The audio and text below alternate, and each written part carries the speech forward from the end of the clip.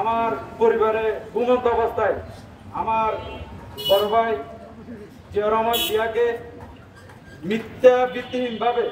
প্রশাসন দিয়ে আমার আওয়ামী লীগ দোসররা সাজিয়ে এবং অস্ত্র উদ্ধারের নাটক নাম দিয়ে ওনাকে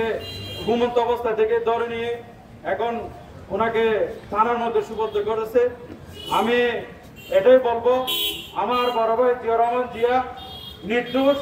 বারবার প্রশাসন দিয়ে আমার শহীদ পরিবারের কেন ওনারা অভিযান করবে?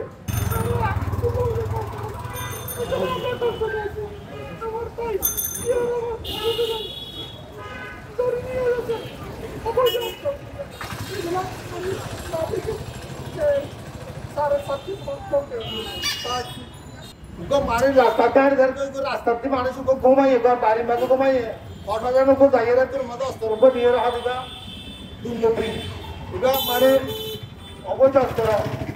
নির্যাতন করার বলে হয়ে রে না একজন হাইয়ে রে মামলা কেন মধ্যে সাজাতে নিজে ইউকা কি দাসালা নিকে বসে শাসন রাজনে কি দারুণ মজা এই লোক